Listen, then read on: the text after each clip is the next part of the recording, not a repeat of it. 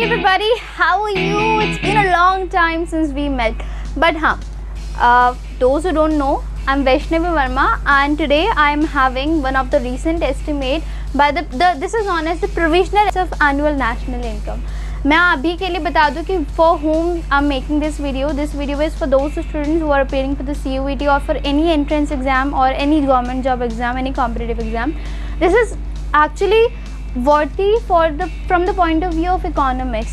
मैं आपको बता देती हूँ कि ये जो एस्टिमेट अभी निकाला गया है वो है आपका provisional estimates of national income, और इसको लेकर मार्केट में बड़ी चर्चा चल रही है कि India is the fastest growing economy है या नहीं है, क्योंकि ये एस्टिमेट आपको बताता है कि इंडिया की जो जीडीपी है वो 8.7% बढ़ी है इन रियल टर्म्स, बल्कि इन नॉमिनल टर्म्स वो 19.5% बढ़ गई है।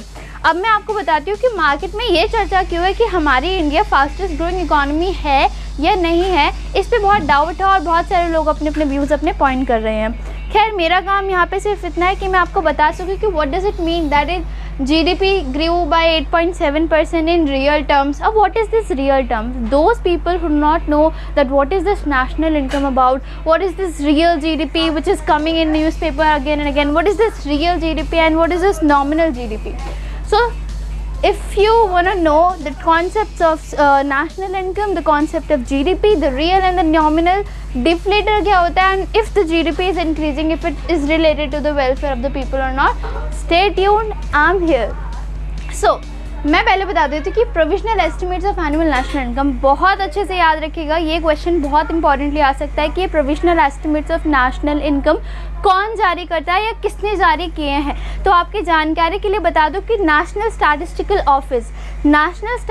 Office on ministry of statistics for programme implementation, इन दो ऑर्गेनाइजेशंस ने मिलकर आपके क्या किया है, इस वाले एस्टिमेट को प्रोड्यूस किया है। और आपको बता दो कि what is this national statistical office. हाँ, आप बिल्कुल सही समझ रहे हो। आपको याद होगा या आपने सुना होगा NSSO का नाम, national sample survey organisation. National sample survey organisation पहले था, 2019 से पहले नेशनल सैम्पल सर्वे ऑर्गेनाइजेशन जाना जाता था। और आप ये भी जानते हैं कि there was one more, that was central statistical office. तो क्या होता है, ऑन 23 मई 2019 गवर्नमेंट ऑफ इंडिया ने इन दोनों को मर्ज कर दिया गया है और इन दोनों को मर्ज करके आपका बनाया गया है नेशनल स्टैटिस्टिक्स ऑफिस। तो ये भी बहुत इंपॉर्टेंटली पूछा जा सकता है कि what is this national statistics office और ये किसको मर्ज करके बनाया गया है। This is actually your national sample survey organisation and the central statistical office, इन दोनों को मिलाकर आपका नेशनल स्टैटिस्टिकल ऑफिस बना दिया गया है ऑन 23 मई 2019। अच्छा, ये हो गया। अब मैं आपको बताती हूँ कि what GDP grew 8.7% in the real terms and 19.5% in nominal terms. ये कौन सा झोल चपाटा है भाई? मतलब रियल में तो आप 8.7 ही बढ़ रहे हो, बट अगर आप नॉमिनली कहो तो आप 19.5 पढ़ रहे हो। जैसा कि नाम ही आपको इंडिकेट कर देगा, अगर रियल है तो मतलब असली है और नॉमिनल मतलब कोई है चक्कर वक्कर है भाई, ये सब अच्छी बात नहीं है, मतलब समझ रहे हो। तो मैं बताती हूँ ये है क्या। देखो, रियल जीडीपी अगर आपको कहा जाए कि जीडीपी इन रियल टर्म्स, तो उसका मतलब ये होता है सिंपली, देखो हम जानते हैं कि डे बाय डे लोग कहते रहते हैं, हम लोग सब सुनते रहते हैं, और इस time economy is actually in the level of inflation. जो इन्फ्लेशन भी नहीं जानते उनके लिए मैं बता दूं, inflation is nothing but the महंगाई, the rates of price rise in the economy is known as the inflation. So अगर मैं बात करूँ आपके real terms of GDP in real terms, से पहले तो बता दो जीडीपी क्या होती है। जीडीपी समझने से पहले मैं बता दूं नेशनल इनकम क्या होती है। सुनो मेरी बात बहुत ध्यान से। हम लोग जो होते हैं ना, जब भी कंट्री को हमें कंपेयर करना होता है, हम उनकी जीडीपी को जीडीपी को एक्वायर करते हैं कि जीडीपी इनकी इतनी बढ़ रही है, अमेरिका की जीडीपी इतनी बढ़ रही है, इंडिया की जीडीपी इतने से बढ़ेगी and blah blah. So this is what it is. But national income क्या होती है? National income is the price value of all the final goods and services produced by the normal residents of a country. Or gross domestic product is what?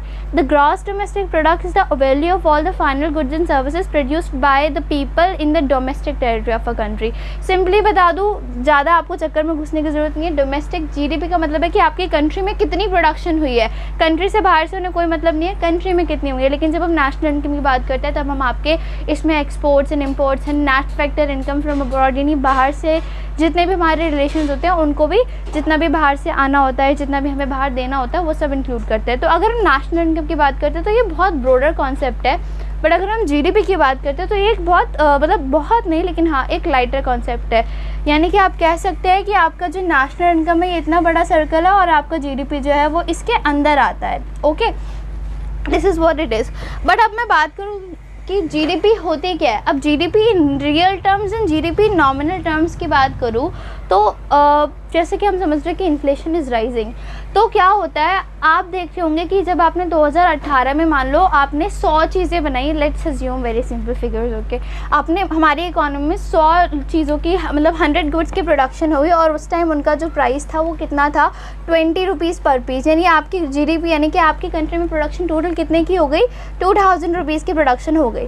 अब मैं बोल रही हूँ कि आज के टाइम पर ये हुआ आपका 2012 में, ये एक्चुअली 2012 आपका बेस प्राइस माना जाता है जब आप नॉमिनल या जब आप रियल जीडीपी कैलकुलेट करते हो। ज़्यादा सोचने की ज़रूरत नहीं है, बट हाँ बस इतना समझ लो कि मान लो आपने 2012 में 100 चीज़ें प्रोड्यूस की थी, उस टाइम उन चीज़ों का प्राइस 20 रुपये था, यानी आपकी कंट्री में पूरे 2000 रुपये की बिक्री हो चुकी है, यानी 2000 रुपये की चीज़ों की उत्पत्ति हो चुकी है या फिर उसकी प्रोडक्शन हो चुकी है। बट अगर मैं आज की बात करूँ, आज मेरी कंट्री में सिर्फ 50 चीज़ों, जो चीज़ पहले मैं 100 प्रोड्यूस करती, आज मेरी कंट्री में सिर्फ 50 चीज़ों की प्रोडक्शन हुई है और जो उनका प्राइस है वो 50 रुपये आज के टाइम में ये प्राइस है और ये चीज़ों की प्रोडक्शन है। तो if you see what is this coming out to be 2500। अगर मैं जीडीपी कैलकुलेट करूँ कि दिस वाज माय जीडीपी, 2000 मेरी जीडीपी थी कब 2012 में, 25 तो मेरी जीडीपी है कब 2022 में, तो मैं कहूँगी कि 2000 से 2500 हो गई मीन्स बढ़ गई है, 2000 से 2500 हो गई मीन्स बढ़ गई है, यानी मेरी जीडीपी बढ़ रही है और मैं ग्रो कर रही हूँ। तो अगर मैं इस टाइप की जीडीपी की बात करती हूँ ना तो this comes under your nominal GDP. Why?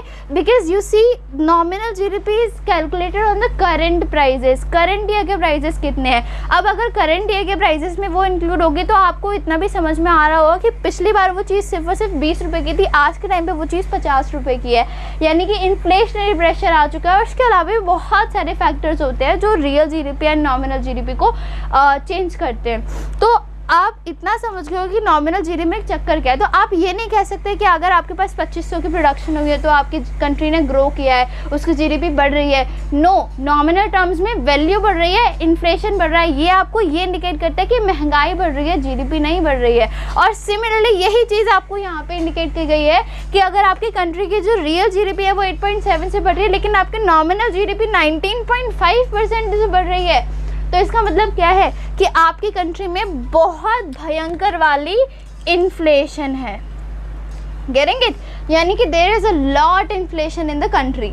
This is what this indicates. So इस डाटा को बहुत अच्छे से याद रखिएगा, ये पूछा जा सकता है that according to the provisional estimates of national income the GDP is increasing in the real terms कितने से 8.7%, नॉमिनल टर्म्स कितने से 19.5%। From the perspective of your CUET and those who are appearing for domain economics, this is very important. ठीक है, it is done. Now अब आपको समझ में आ गया नॉमिनल जीडीपी क्या होती है। अब रियल जीडीपी क्या होती है? रियल जीडीपी वही है जो मैंने 2012। अब क्या करते हैं, जब हमने देखा कि यार ये तो नॉमिनल जीडीपी तो आपके इन्फ्लेशन को भी अंदर ले लेती है, अब हमें कुछ तो मेजर चाहिए जिससे हम कंट्री का ग्रोथ एस्टिमेट कर सकें, तो इसलिए कॉन्सेप्ट आया हमारा रियल जीडीपी का या रियल टर्म्स का। तो रियल टर्म्स का मतलब क्या होता है, यहाँ पे क्या होता है, आपके पास ये जब एस्टिमेट की जाती है तब आपके करंट ईयर प्राइजेस नहीं लिए जाते, तब आपके बेस ईयर प्राइजेस लिए जाते हैं। ये जो है ना, ये आपकी कैलकुलेट होती है on base year prices. Base year prices, this is calculated on the base year prices. यानी कि अगर मेरी कंट्री में आज 50, मैंने जो एग्जांपल दिया था, अगर मैंने 50 गुड्स प्रोड्यूस किए हैं और उनका प्राइस आज 40 है, आज है ना, आज 2012 में कितना था, 2012 में सिर्फ और सिर्फ 20 था, तो मैं यहाँ पे 20 रखूँगा और पता चलेगा कि 1000, यानी कि मेरी जीडीपी कम हो रही है। ये रियल टर्म्स की जीडीपी है। पिछली बार जब मैंने कैलकुलेट किया था 2012 के लिए, तो अब कितनी जीडीपी आई थी आपकी 2000, इस बार सिर्फ और सिर्फ 1000 आई है। इसका मतलब यह है कि आपकी कंट्री ने ग्रो करना बंद कर दिया या फिर आपकी जीडीपी जो है वो ग्रो नहीं कर रही है, इनफैक्ट वो बहुत लो हो चुकी है। Hope you got the topic of GDP, real GDP and nominal GDP very well, okay? But apart from that, एक छोटा सा टॉपिक और बताती हूँ। जैसे आपने बहुत सुना होगा, ये बहुत ही ज़्यादा मतलब लोगों के मन में आशंकाएं होती हैं कि अगर जीडीपी बढ़ रही है कंट्री की, इसका मतलब ये है कि हर एक इंसान के पास ज़्यादा पैसा आ रहा होगा और कंट्री का वेलफेयर इंक्रीज़ होगा क्योंकि हमारी जीडीपी बढ़ रही है। लेकिन आपकी जानकारी के लिए बता दूँ, ऐसा नहीं। क्यों नहीं है ऐसा? क्योंकि आप एक चीज़ बहुत अच्छे से समझने की कोशिश कीजिए। अगर मान लो, मैंने नॉमिनल टर्म्स की मैं बात भी नहीं कर रही हूँ, नॉमिनल टर्म तो है ही धोखेबाज, चलो हटाओ दो उसको। मैं बात करती हूँ रियल टर्म्स की। जब मैं रियल टर्म्स की भी बात करूँगी ना, तो भी आपको पता चलेगा कि जब जीडीपी बढ़ रही है, इसका मतलब ये नहीं है कि वेलफेयर भी बढ़ रहा है। क्यों?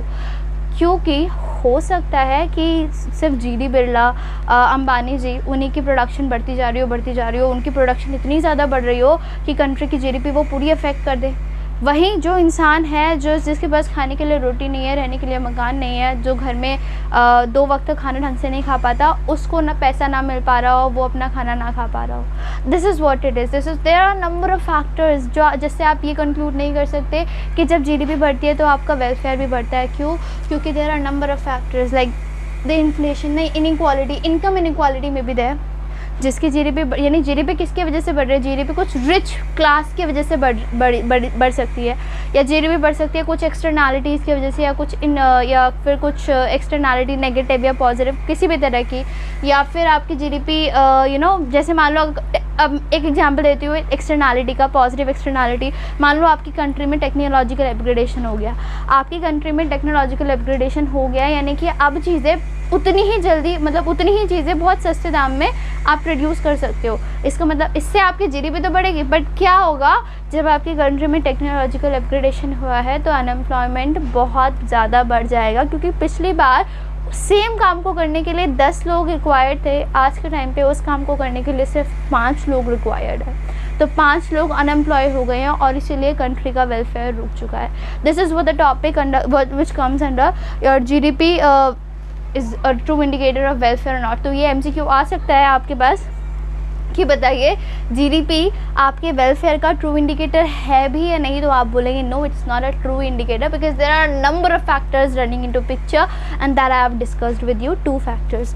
अभी एक और बात आती है, आपके पास ये भी क्वेश्चन आ सकता है कि आपको डिफ्लेटर बताना होता है। चलो डिफ्लेटर की मैं बताती हूँ। देखो, हमने दोनों जीडीपी कैलकुलेट कर दी। उन्होंने बोला हमने बेस ईयर प्राइजेस पे निकाल ली रियल जीडीपी, हमने नॉमिनल प्राइजेस यानी करंट ईयर प्राइजेस पे निकाल ली आपकी नॉमिनल जीडीपी। बट आप एक बात बताइए कि ये जो जीडीपी है वो कितनी से अंतर कर रही है, इन दोनों का डिफरेंस क्या है? मतलब अगर मैं निकालना चाहूँ कि कंट्री ग्रो कितने से हुई है, एग्जैक्टली अगर मैं पता लगाऊं कि मेरी कंट्री की जीडीपी पिछली बार 9.8% थी और इस टाइम अगर वो जैसे ये वाला एग्जांपल ले लेते हैं, इसमें मान लो हम जीडीपी डिफ्लेटर कैलकुलेट करते हैं तो 8.7% एंड 19.5%। अगर मैं रियल ग्रोथ निकालना चाहूँ ना, तो रियल ग्रोथ मैं निकाल सकती हूँ बाय डिफ्लेटर कि पहले कितना था, वो आपका होता है डिफ्लेटर। ये आपको ये बताता है कि कंट्री में आपके अगर रियल जीडीपी और नॉमिनल जीडीपी डिफर करती है तो कितने से करती है, और फिर अगर आप इसको निकालते हो तो शायद आपको आपका रियल जीडीपी, मतलब आपको करेक्ट जीडीपी मिल जाता है जो आप यूज़ कर सकते हो फॉर एनालाइजिंग पर्पस। सो आप एक काम कीजिए, इसके दोनों का नॉमिनल मैंने आपको फॉर्मूला बता दिया क्या है। आप रियल जीडीपी को ऊपर रखिए